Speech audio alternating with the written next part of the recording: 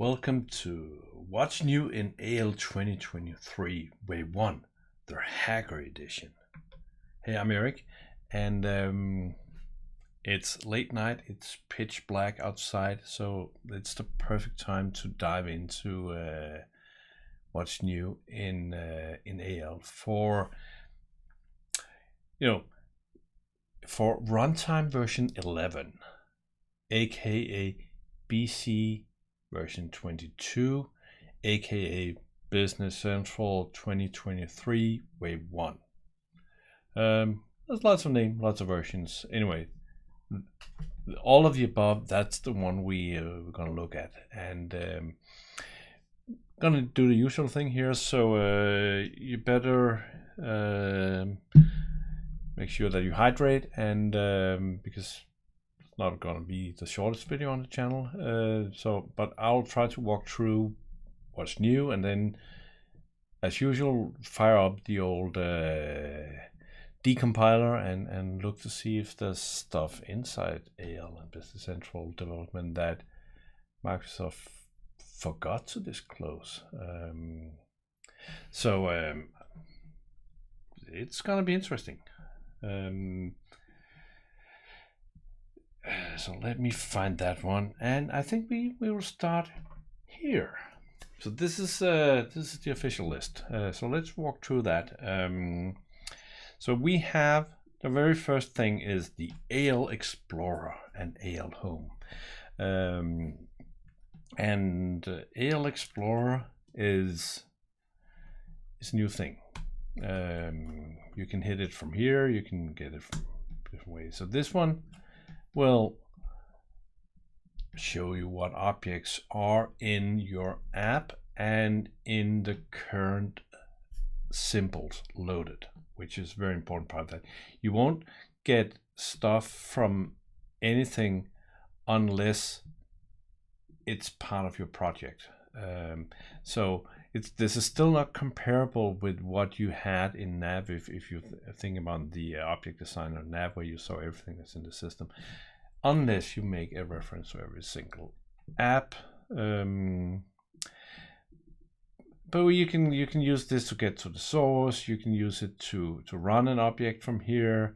You can filter and group and check for modules and stuff like that. So that's pretty nice. You can even bookmark your favorites if you want to. You also got a nice event explorer when it finally loads. So I can search on before, because I know that's the event I want. One interesting thing here is that with version 22, Microsoft has internally reorganized the source code. So you can see that suddenly there's talk about a path. So if we go here, and we can see that there's a path. So if I go and say group by path, suddenly I see these whole new areas. So HR, and inside HR we got, let's see if there's some of them we have subfolders in. What about purchase payables? We got just right now got maybe there's, I don't know if there's anyone, but blob storage base 64. So it's kind of a new way to look at the source code, and I think this is going to be quite handy down the line. You can also see what APIs has been exposed, and then we have the base app and all that good stuff here, but we only got, I don't know, 10. I don't know how many there are. So this is kind of lackluster, because lots of the APIs exposed are in those secret API apps. So unless you have a dependency to the secret API apps, you won't see them in here. I don't know why they have to sit isolated in a secret app. That's kind of weird. But anyway, same thing with enums. So it's nice, and you can argue that what Andres have done here is kind of the same. So clearly you might not see me use this one as much now that we have the AL Explorer. Anyway, let me know if we want to do a deep dive on this one. Maybe it's just something I'll use in other videos. The other thing that was mentioned was AL Home, which is like if you say show it start up, you see I have already turned it off because it's kind of annoying opening it up all the time. So no. Information from the Microsoft dev team. Let's see how often they actually update this. Not to be the devil's advocate here, but it's nice, but yeah, I don't know if it adds a lot of value. Surprised me, Microsoft. Anyway, let's go back to the list.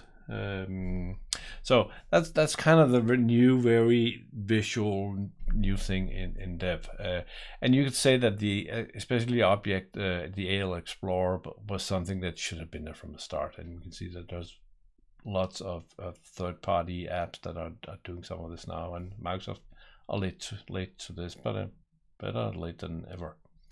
So let's quickly look at some of the other things because it's a long list. So better in-stream support. This one is actually important. So you might have seen me, and there are plenty of usage of streams on the channel, but the problem is that a stream can only be read once. So if you have a stream with some data and you need to use that data 2 times, up until now, what you had to do was, stream it into a temp blob or a memory stream wrapper or one of those objects where you can reset the pointer, saying, okay, I want to go back and read from the beginning, or I want to go back and read from somewhere in the stream. But right now, up until 22, you had to go and read it into that so you could reset. But now you can reset directly on an in-stream. So that is pretty nice. So you can do, you can avoid those extra allocations, especially if you're working with big binaries. This is going to be great. Moving on, code action for removing application area on fields where so I've done a recent video on some code actions. I think I have something here. So here's a page, a random page. What we get now is a code action saying on the application area saying set this value as default. So in this case, we can do it for everything in the document, everything in the project, or everything in the workspace. So if I do just everything in a project, you'll see that application area is removed from here and is up here. For that to work, this is very important, that you need to make sure that your runtime is 11, meaning that now your app will only work on a BC 22 or later.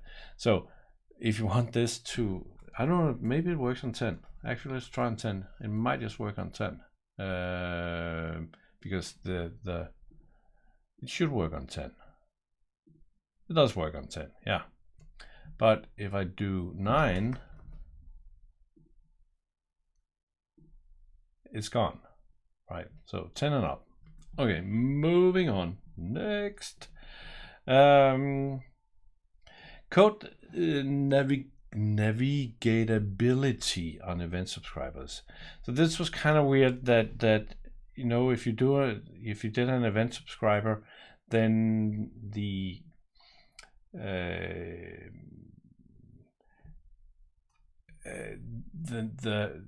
name of the event you subscribe to was a string, not an identifier, so that has been fixed now, but this will help make it more navigatable. I usually you Control F and then you're off to races anyway. But that's nice. That's kind of weird that we have an identifier sitting as a string. So excellent for that. Control database logging behavior. So logging is something that we try to avoid. But sometimes it could be nice to make you control what you read. I have a video. There's a video on channel where I just do some all sorts of crazy stuff where you can get a report to read uncommitted data in order to do inter-thread communication without committing. And now we can just say, hey, we want to read uncommitted on a record per record basis. So this, I think I'm gonna do a let me see if the crazy stuff I did back then could be done less crazy now using this thing. Let me know in the comments below if that's a video that has any interest, or if this is just me.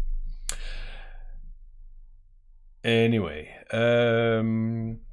define regional settings per report using regional properties. So now we have the option saying, hey, this report should run with this. I'm in Canada, and we have some weird stuff with English and French and stuff like that. So it'll be, sometimes this, what we end up quite often is that a customer needs a English report and a French report, because it's not just a text layer, it's really different. So that might be easier to accomplish now and say this report has some regional settings. Interesting. Developers can write faster install code. I don't even know what that is. Using new language constructors can write faster install code when they want to move a data from. Oh, so this is the data transfer stuff.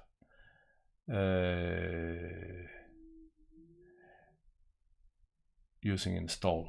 I need to look into that at some point.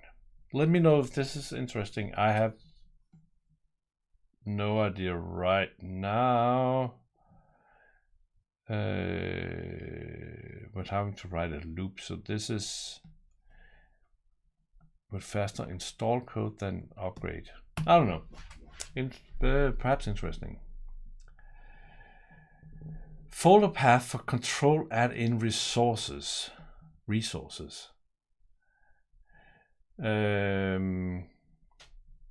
This is really, really nice, especially if you download something, a JavaScript thing that has 1 million files, and you suddenly have to include, I don't know how many files, so now we can wildcard it. I'm gonna use this a lot. The only thing we need is to be able to include subfolders also, but you can only wish. But at least we get one folder at a time, so it's good. Next, go to implementation for interfaces. Yeah, that's when you try to jump, it jumps to the definition instead of the implementation. So you always jump to the interface instead of the code that is implementing. So that's just quality of life. Navigational feature. It's good. Intellisense indicator for temporary tables. Yeah, so you can see that when you mouse over that this is temporary, and Intellisense suggestion for enum ordinal value, so we can get the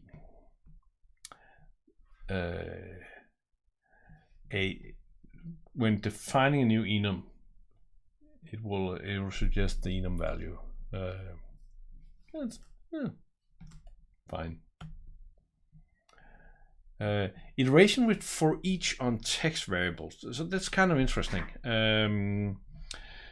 Again, we're in the quality of life thing. So let's say we have a string. let's call it not message, stupid Copilot. Let's call it string.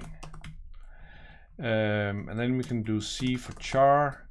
So now what we can do is for each C in string do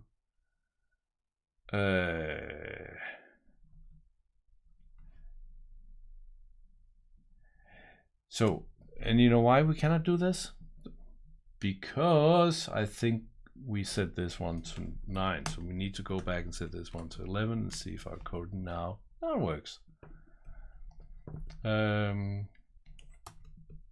So now we can traverse the characters inside a string. Small thing. I like it. New rules enforce pragma warning disable specifying a disabled rule. We haven't really done anything with pragmas on the channel, so maybe let me know again. Comments below. Should we talk about pragmas? There's still a couple of things I don't like with the way Microsoft has implemented pragmas, but that might just be because I have programmed a lot of C back in the Stone Age. Anyway, moving on. New telemetry events from validating uploaded PTs. Fine. Provide title and custom actions to error dialog. So this is I love this one. I think we talked about it earlier. So the ability to, when you give an error, also give a bottom in the error dialog saying, hey, let's go fix it. Because if we know the fix or we know where the user should go to fix something, give them a way to get there ASAP.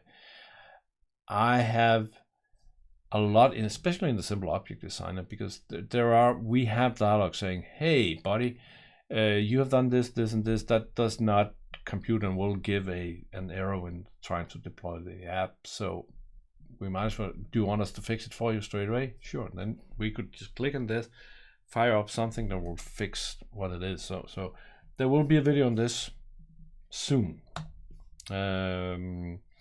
Publishers can use existing custom licensing while moving. So we're getting transactability. That's a tough word for a Dane.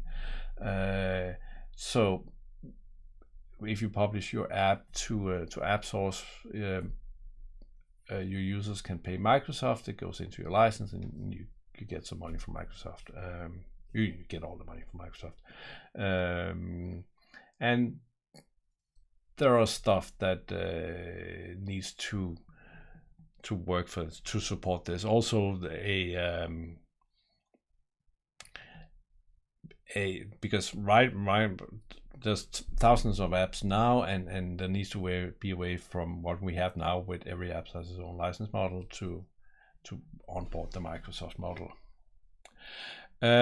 Support for multiple AL package cache path for simples.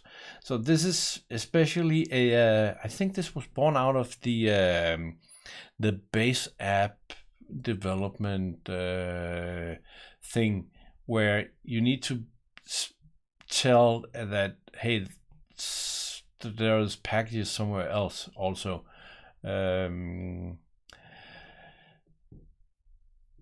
I haven't looked into this, but I saw that in BC Container Helper there was some stuff where so you now could, if you did base app development, and maybe we should do that also at some point here. It was easier to have your own things and Microsoft things, so there was a need for having multiple cache location of packages. So right now we only have the one we have.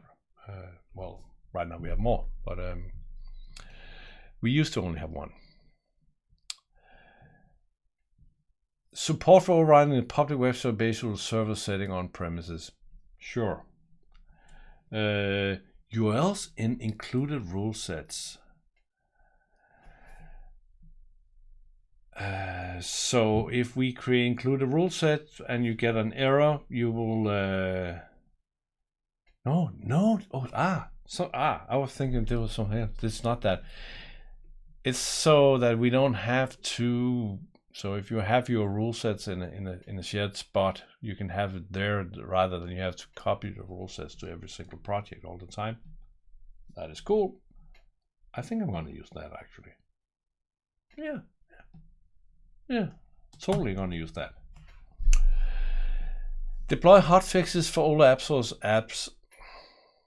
So this is not really an AL thing. This is more like a governance Appsource thing. So let's say that you have version 4 of your app sitting on Appsource supporting BC21. Now you upload version 5 of your app supporting and requiring BC22.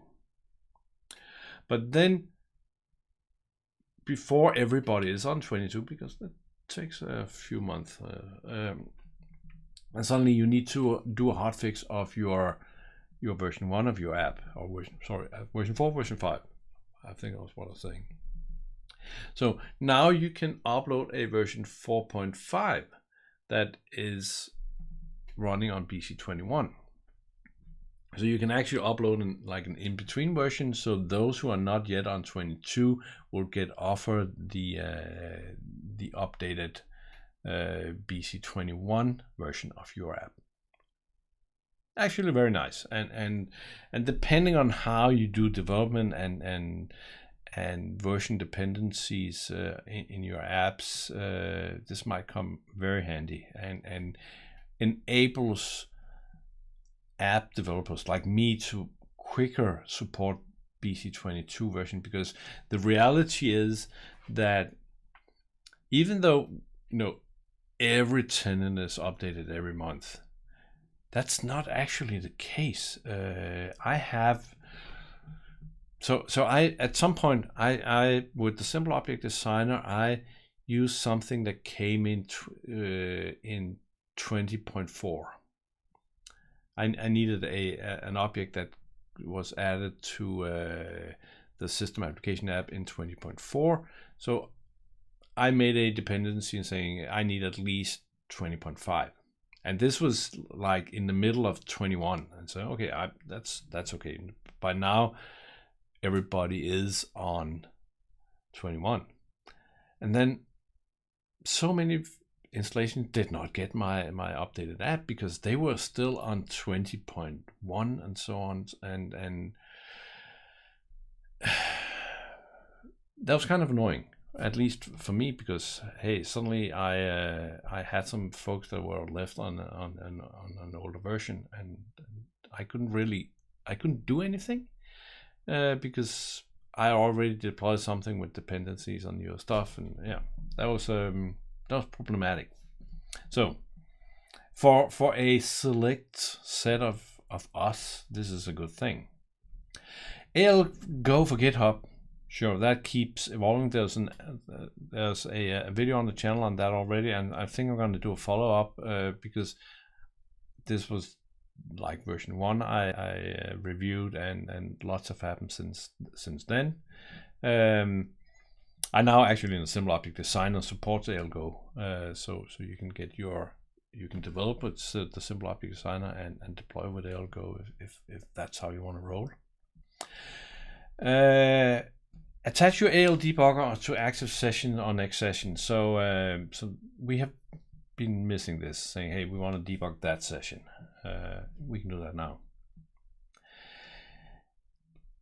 And ISVs can organize a preview for the Appsource apps. So since the birth of Appsource and Business Central, when you're deploying an app to Appsource, there's like a step in the middle where a preview is generated, and then we have to hit go live.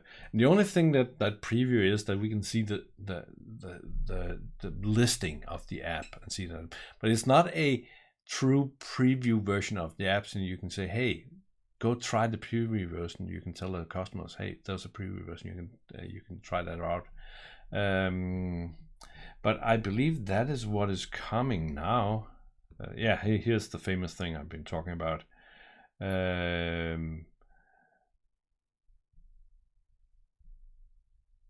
and then you can give the flight code to the customers, and they can use that to install it. So I like this. That should have been there day one. So the last thing here is extend general ledger posting aggregation. So it's not really a dev thing. That's more of a just a change in the application, but it's only accessible from dev. So just like the posting buffer and so on. So this is, hang on, let me sure I tell you this right.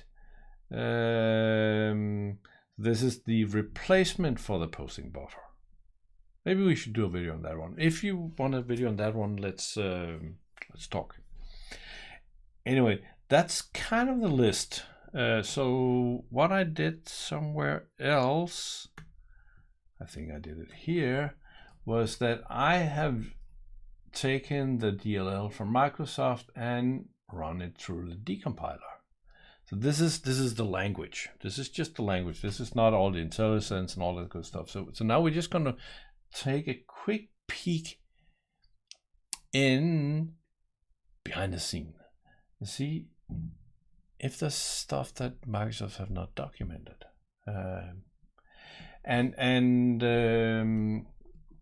So where we left this off, let me actually do this. So where we left this off, that in the last video half a year ago, was that we looked at what was added for runtime version 10, and now we got runtime version 11. But Microsoft has a habit of playing catch up. So there were actually stuff that was added in 10.1, a per user offer plan for something with entitlements, and print only if detailed on a report apparently, and there was also some bit of stuff added to 10.2, unlicensed property on entitlement. There's more. I'm not even sure what this is right now. What are we looking at here? Code class type symbols. I'm not sure. Label class. There's stuff that's marked with 10.2. Is entitled. Where's the? Yeah, is entitled. Is unlicensed. So I think this is the nav app. So if we go and say nav app dot is entitled is unlicensed, those two new ones. Anyway, let's see if we, and then nothing in 3, 4, and 5. So that, oops, and nothing in 11.9. But how about 11.0? Boom, there's some stuff here. So let's see what they added. So there is so what we're looking at now, we're looking at attributes. So nav external business event. And what is that? Well, that was actually not on the list here, but mainly because it's on a different list. Because there is Adopt Faster with Microsoft Power Platform. So now we can expose an event that is a Power Platform event. That is actually pretty cool. And that apparently is an external business event property. So totally gonna play with that. Let's continue, and then we have a required permission. So part of the whole thing is Microsoft are changing some of the permission stuff, so a object can I don't know what this is actually for. This is for I don't know. Somewhere you can specify an attribute. It's probably on a method saying that there's required permissions. Moving on to the object browser, we got a inherit permissions. So there's more permission stuff. Permissions. Let's see. Format region. So we know about that one on a report. Inherit permissions here. Inherit permissions. Let's see what we got here. So custom action type, where we can specify a flow template, not just a flow, but we can specify a flow template on a flow action. I think this is the same thing, and this is the same thing. Oh, maybe not this one. Yeah. So what did they say anything about? That's already. It's just a new parameter to an existing thing. So let's move on, because we're already past the half hour and it's almost past my bedtime. Is in write transaction. So I think what we can do here is that we can do, say, if is in write transaction. Interesting. That could come handy. Is in write transaction. So what is cool? Let me actually, if we go to this one and say Business Central is in write transaction. No. No, database there. There we go. I was saying this cannot be. Just not indexed by Google yet.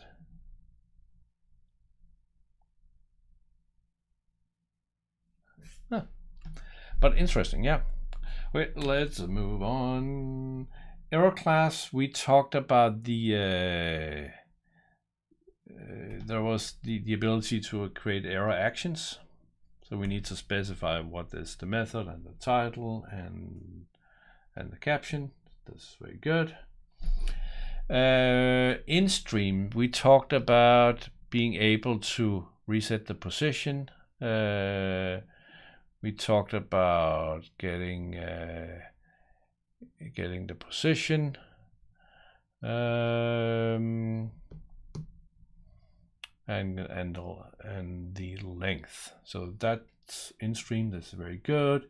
Isolation level, we talked about. We saw that. So we can define the read isolation level.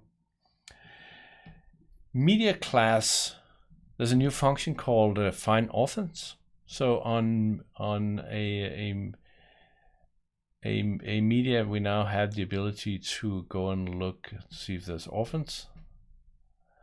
That is very good. And the same thing on media set. And record ref. We now have the ability to, so a record ref, you can create a record ref, and then you can actually share with. So let's say that you have a temporary rec and you need a record ref to that one. So you can have the temporary record and the record ref can look at the same shared set of records. Actually nice. It's like a corner case, but when you need it, you really need it. Record set dot, I think, is this actually just to mark it obsolete? I don't know all the parameters here. So the find set with 2, I think, let's see if we have the same thing down here. So if I do find set, if I do if rec.find set true, see, now this overload is deprecated. So that's deprecated both on record and on records refs, because the update key has not have any. It has been like you could specify it, but has no effect for, I can't remember, for a long time. So specifying this did nothing. So now they're deprecating this overload. So I guess that was about time. And we got the read isolation on a record ref also. On the report we get the format region, and the overload is deprecated for find set on record also, and we got the read isolation here. So I think that's the list. So let's see what comes in 11.1. If the stuff that was mentioned. Anyway, now it is past my bedtime. If you're still here, thanks for watching. Let me know if these videos are helpful, or they are. I kind of started this because at the first couple of releases, Microsoft was not very informative. They have certainly begin doing a very better job on that. But other than that, thanks for watching. And if you need more AL hacking, then I'm sure this video is just for you, and there's great hacking inside. Go check it out. I'll see you there. Take care. Bye.